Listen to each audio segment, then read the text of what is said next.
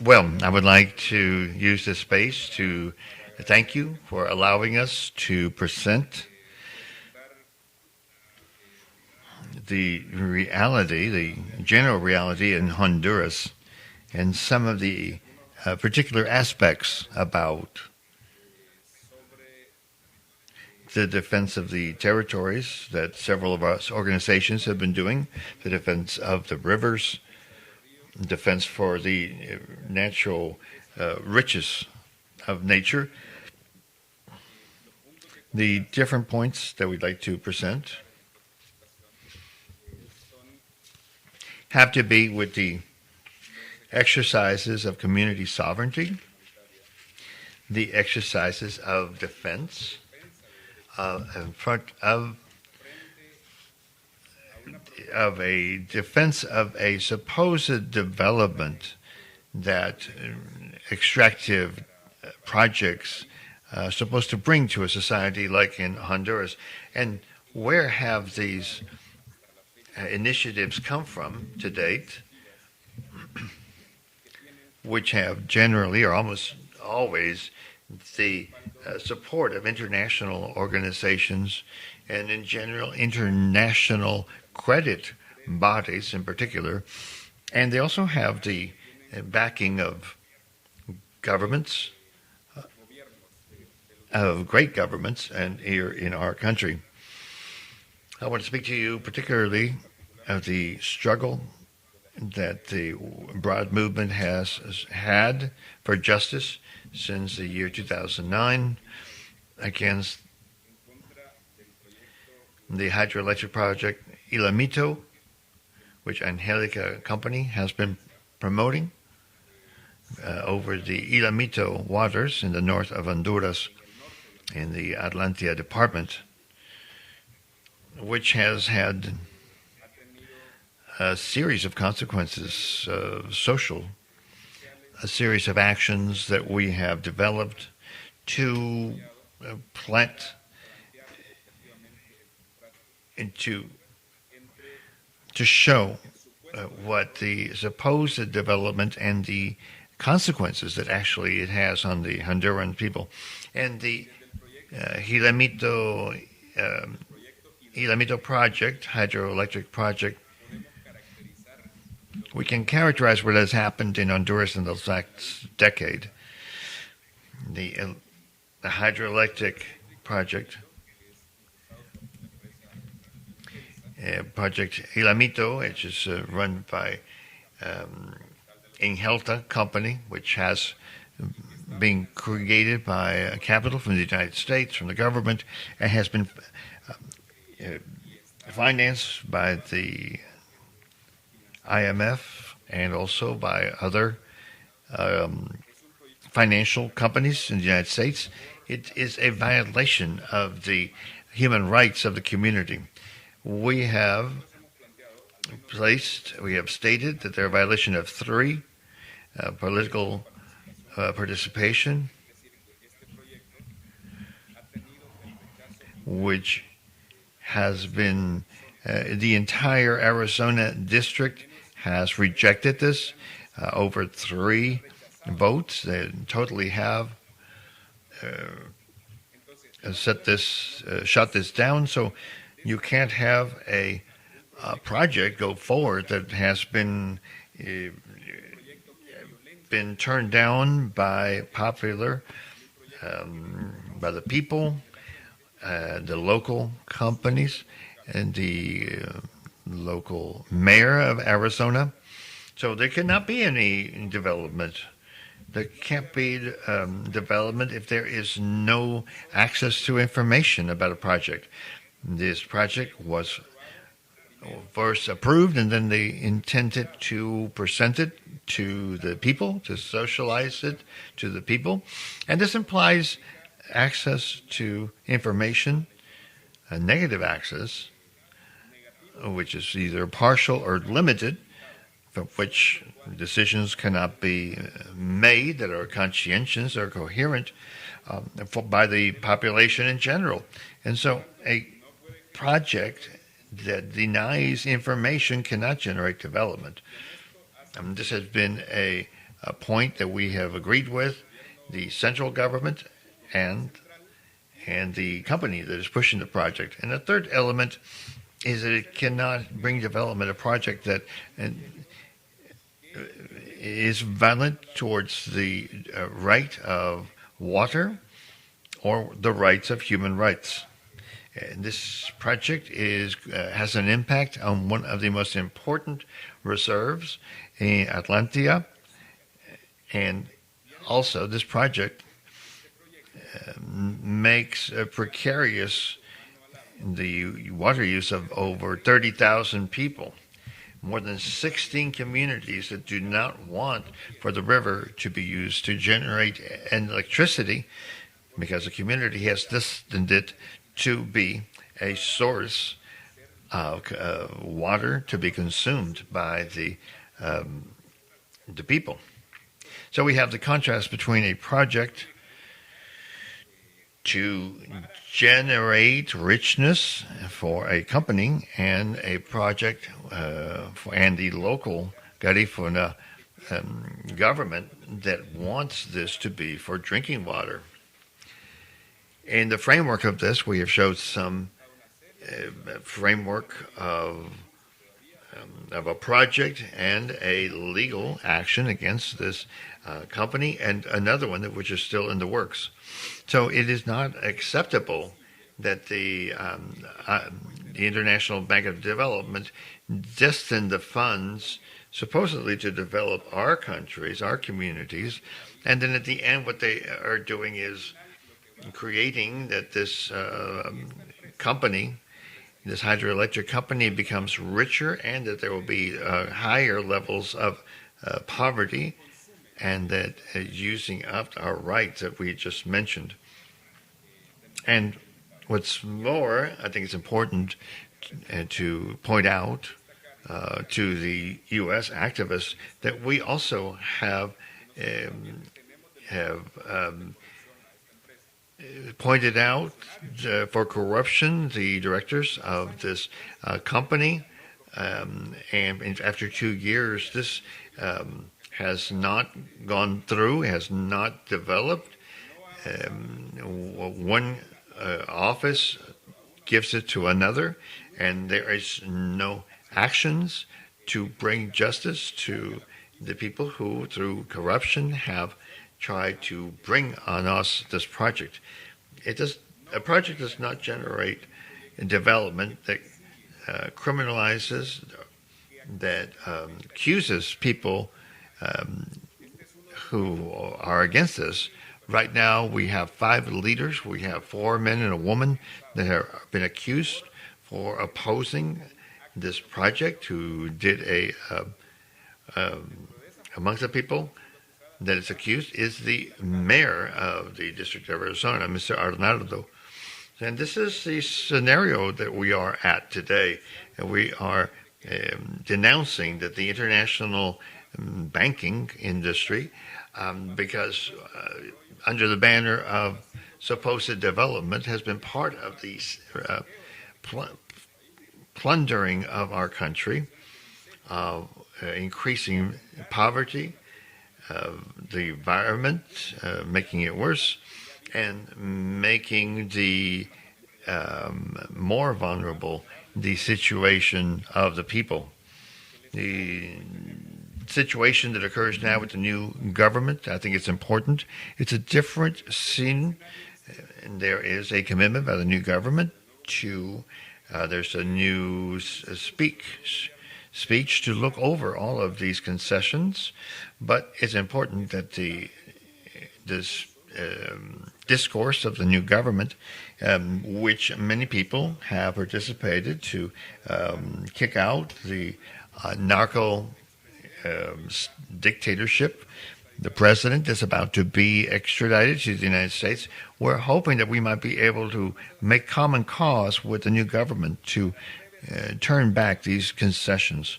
It is not acceptable that in the framework of this new government, in the logic of the new development, in the logic of the supposed green economy, that we might have money destined from the National Bank and the international bank to finance this type of project, which we already have enough proofs, very proofs that they violate rights and that they are contaminated by corrupt acts. We hope that from now we do not have more people criminalized. We would like our territories liberated. We would like for the rivers to flow freely and for the waters in the rivers to be destined for what the population wants, which is for the consumption of those communities which don't have water anymore. They have a water crisis, and it's absurd and contradictory to development that these waters be dedicated so that great corporations keep making large amounts of money. That's what we want. We wanted the loan, which has been approved illegally, the International Development Bank, which has been approved to be repealed. We invite the international community to all join the struggle so that this project is not imposed on the community, and so that all, in either case, any project that is proposed in the community comes into so the community can choose. In the same area, there are already 3 hydroelectric developments. There are 3 projects going on in these.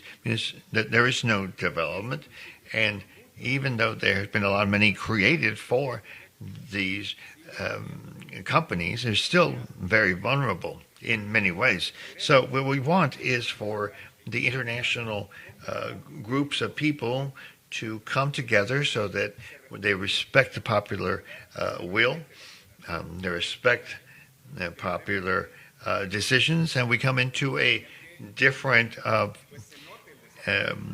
people can notice development, good development, that everything be good developments, and they won't be if the large companies continue to manage them, and if the loans continue to go to these large corporations. Xiomara Castro's proposal and the coalition that took her to power, there are good feelings, good thoughts. Recently, the Minister of the Environment, of Natural Resources, announced that they were going to be looking over, reviewing all of these projects, and they have made with words a commitment to that they be coherent, that they match with the needs of the population. What is our worries about this? The government of Xiomara Castro, besides being just her and the Libre Party, which is the one that we believe has the most commitment to the environment, is also made up of economic actors, which is and people who represent the interests of these corporative groups. Sorry.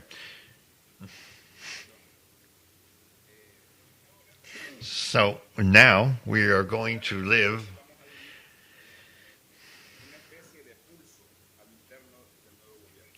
now we're going to have to look at this commitment of this new government between their commitment to look at these projects, to reevaluate these projects, to bring justice to these projects, and the pressure that the economic groups are applying to go forward with these projects, and the pressure of the international banks to have these projects go through. So we are in a very different place. It is less traumatic, but it's still the highest risk. And that's why we believe that the most fundamental is that the consolidation of all of the groups that are struggling throughout the country. And it's important, the pressure that can be made by the international groups, so that the economic groups that are pressuring the government of Xiomara Castro, so that the international banking groups that are pressuring Xiomara Castro is not successful, and so that these projects can be pushed back, and so that the rivers, the natural resources like wood, mineral, that may be riches for us, the people, and does not increase the inequality that we live in. Over 70% of the Honduran population is a population that lives in poverty, and this has to do. It is because of this kind of these kinds of projects. This group has pressures in this government. So we are in a different time, but we have to continue the fight. We have to. That's why we are calling for the activists, for the solidarity groups internationally to pressure our government and your government, so that the money that's coming in, for example, to the Inter-American Bank of Development, to the Central American Bank of Integration, is not used to finance the poverty of our country under the term of development. And that's the challenge of Xiomara Castro's new government.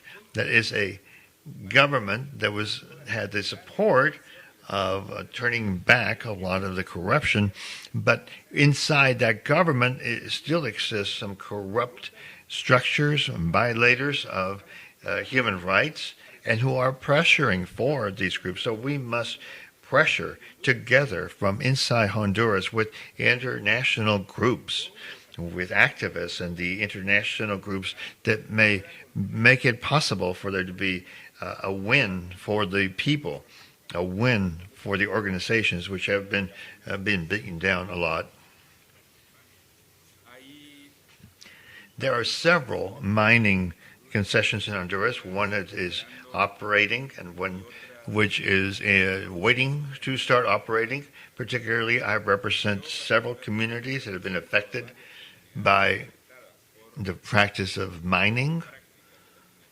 And one of the cases that's most emblematic in Honduras has to do, emblematic in persecution and affecting the rights of the environment, has to do with mining. For example, the people in Guapinol, has to do with the illegal operations of a corporation, a mining operation. And there is U.S. capital into this. In the west of Honduras, there operates, which is what Brigitte was saying, there is Agua Mineral is the company which is mining gold and silver from the area. It has displaced communities. It has criminalized defenders. It has destroyed sources of water, and it operates substituting the Honduran state. The state doesn't operate there. It is them. And right now, the High Commissioner of the United Nations, 5 minutes ago, has issued a communique saying how he was highly worried about what's happening in the area. And so, again, it is a combination between the corrupt government, the narco government we had before, working with the transnational corporations that worked and took advantage of this, and now are destroying the territory. Very early, not long ago, 5 days ago, the national officer of environment, he said, ordered there be no more mining in Honduras. And now we're worried because those areas want to destroy sources of water, of the environment of indigenous people. And it's not just us saying it. Right now you can go into the office of the High Commissioner. Right now you can go and see the photographs, the communication that shows that they are very worried about what is happening. We are afraid that these large organizations, we don't want them to be have the strength of a lot of money or from governments or from financial institutions. In this case, the government of the United States or the embassy of the United States, and they play this role of supporting these corporations. It's a serious problem. It is very grave, and the problem. I'll close with this: what the industrial mining produces in this country is very insignificant. It's no more than 1% of the but it does produce a corruption. It destroys the environment. It militarizes the areas, and so that is the reality. So, see, in this there is a discussion that's going on. Our rural communities in our country, including the indigenous population, has a different way of understanding development. And they understand that there should be it's important to have a friendly relationship with nature. That is what they believe to be development, to be able to conserve nature, to use it in a rational way. But there are alternative projects. I want to tell you about the Jilamito River. The population wants a project that would bring them development, and they are asking, they're moving, they are investing as a community so that the water of this river can get to the homes so they can have the human right to water. So these are the alternatives that we would like for the International Bank to support. We would like for them to support this project, to support the local government. These are alternative forms of development. Other development forms is that there are communities that utilize water to produce energy for the consumption of the communities. The energy is more and more expensive in Honduras, is right now being used to satisfy other interests which are not of the community. In many communities where around them there may be a project to generate energy, and these communities themselves don't have energy because the energy is being created for other areas, for industry, and not for the development of their people who live there. And there are other alternatives, but worse, the way that these concessions operate is that the corporations get all the benefits, the big benefits. They pay insignificant taxes, and therefore the way that they operate is kind of stealing, plundering the nature. And what development is to respect the relationship between human beings and nature, but also that these projects be environmental and bring richness to the community. But that doesn't happen here. A mining company or a hydroelectric company pays an insignificant amount of money. So it's a contradiction, it's an enormous contradiction to say the richness that these corporations get and the poor people that they leave in their wake. So it's very important for everybody who is promoting development. It's important for them to look at these differences. To reinforce what was said by Bertita, we believe that it is the time for justice. We cannot, not either in the cause of Berta Cáceres or in infinite number of crimes that have been developed here in our country in the last decade and before her.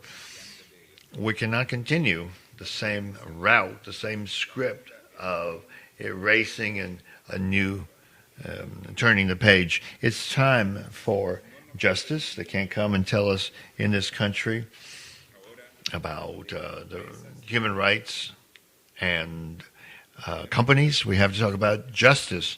And in the case of Berta Cáceres, which I think is a very emblematic character, we have to understand this, because it is a state crime. People from the government, from the state of Honduras, participated. So the people from the state of Honduras have to be brought to justice. The also participating was the capital of Honduras, and these people also need to be brought to justice. The financial system of this country and outside the country also participated. The Central American Bank of Development participated, the Hollish Bank, all of they have to be brought to justice. The military structure of this country participated, at least 4 military people participated, and we need truth and we need justice.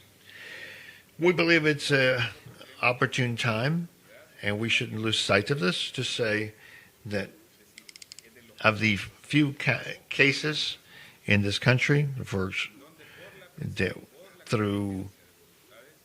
the joining of people, we have been able to get shortly towards our end goal, but we have to go all the way to the end so that we have justice in a number of cases, and to have social justice, because it's not just direct justice for one crime. It is because this type of crimes have perpetrated the injustice that a very rich society like ours lives in.